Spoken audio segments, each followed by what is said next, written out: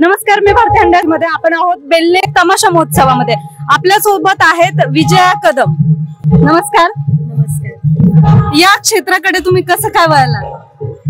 खरं तर मला लावणी नृत्याची आवड होती लहानपणापासून आणि घरातलं काही बॅकग्राऊंड तसं नाहीये.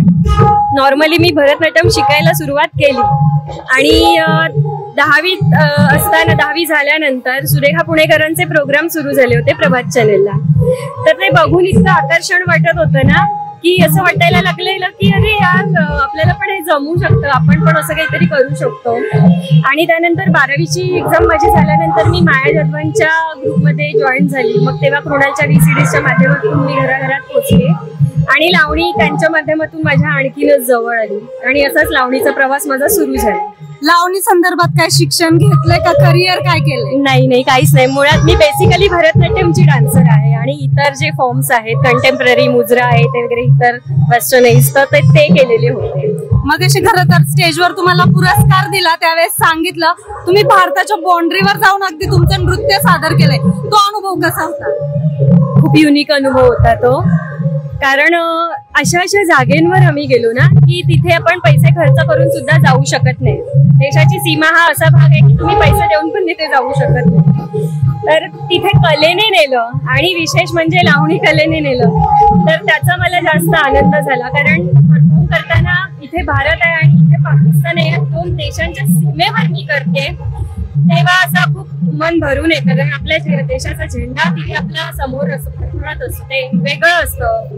खरं तर तिथलं फील वेगळंच होतं काहीतरी असं म्हणायला हरकत. खूप म्हणजे इतकं प्राऊड वाटतं ना, इतका गर्व वाटायला लागतो त्या सगळ्या वातावरणामध्ये जे आता शब्दामध्ये ऍक्च्युली सांगू नाही शकत. आणि इतका वेगळा अनुभव म्हणजे आता आपण हे नॉर्मली स्टेज वगैरे हे जे आहे ते तसे नव्हते. ते बाडमेर पासून पुढे रोज आम्ही वेगळ्या जिल्ह्यांमध्ये बॉर्डर्सवर जायचो. तर मग तिथे सगळी वाळू, राजस्थान असल्यामुळे वाळू असायची. मग ते गोण्या भरलेले, वाळू भरलेले स्टेज असायचे आम्हाला. म्हणजे सगळं ते गोण्या असायच्याच ठेवलेले, त्याच्यावर एक ताडपदरी त्या वाळूमध्ये बऱ्याचदा वाळू तोंडात, नाकात, कानात, डोळ्यामध्ये, घुंगरांमध्ये असे वाळवंटात पण आम्ही गेलेलो आहोत. तर मग ते घुंगरांमध्ये पण वाळू अडकायची. म्हणजे अगदीच वेगळं, म्हणजे खूप खडतर प्रवास होता. खडतर प्रवास. आता हे झालं मी माझं कौतुक सांगितलं, पण खडतर प्रवास मी त्यांचा सांगेन त्या जवानांचा. सकाळी आम्हाला कॉल टाइम असायचा की कल सुबह आपको 7 बजे निकलना है, फिर 6 बजे निकलना है. जर आम्हाला 7 वाजता निघायचंय ना तर कंपल्सरी आम्हाला 5:30 किंवा 6ला जेवायचंच असायचं. जेवायचो आम्ही सकाळी, पण 6ला तरी नॉर्मली नाश्ता करतो का नाही. 6ला तर 6ला एकदा कॉल दिला की मिलिटरी सिस्टमच आम्हाला लागलेला होता.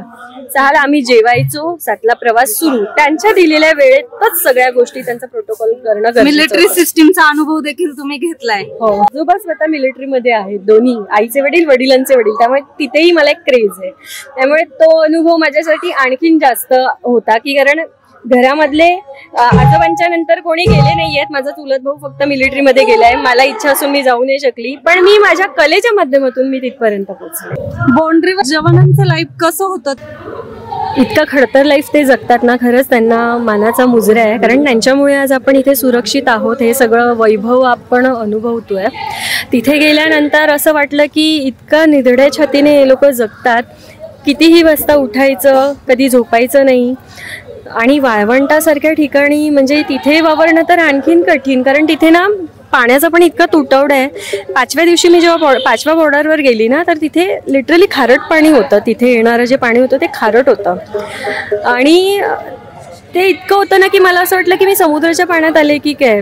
ते तसलं पाणी पिऊन सुद्धा ते दिवस ते काढत होते. तर विचार करण्याची गोष्ट आहे, जर साधं पाणी पिणं आणि खारट पाणी पिणं, पण ते कसं म्हणजे कुठल्याही प्रतिकूल परिस्थितीमध्ये ते अगदी सहज स्वतःला सामावून घेतात. आपण खारट पाणी, आम्ही आमच्या बिस्लेरीच्या बाटल्या नेलेल्या होत्या ना, त्या असं लाज वाटायला लागली. आपण बिस्लेरी पितोय आणि हे खारट पितायत कसं. आम्ही दिल्या त्यांना त्या बॉटल्स, आमच्या शेअर केल्या आम्ही. त्यांनी पण थँक्स म्हटलं. पण हे आहे लाईफ आणि ते स्वतःला तेवढं खंबीर करतात. खडतात ते बोलतात काय की आम्ही हे जर लाईफ जगलो नाही ना, इतकं खडतर नाही राहिलो तर आम्ही तेवढं स्ट्रॉंगली प्रोटेक्ट पण नाही करू शकत. त्यामुळे आम्हाला हे जगणं भाग आहे. हे जे ऐकलं ना त्यावेळेला मग असं वाटलं की किती गोष्टींचा यांनी त्याग केलाय. तर ती त्यागाची भावना आहे ना, ती खूप मोठ्या लेवलवर मी तिथे बघून आली आणि शिकून आली. खरं आपण ते बाउंड्रीवर आहेत म्हणून आपण सुरक्षित आज खूप सुरक्षित आहोत. खरंच त्यांना खरंच मानाचा मुजरा आहे की आज त्यांच्यामुळे आज आम्ही ते सुरक्षित आहोत. धन्यवाद. आपल्यासोबत होत्या विजया कदम. तुम्ही मात्र कुठेही जाऊ नका, पाहत रहा आवाज भारती.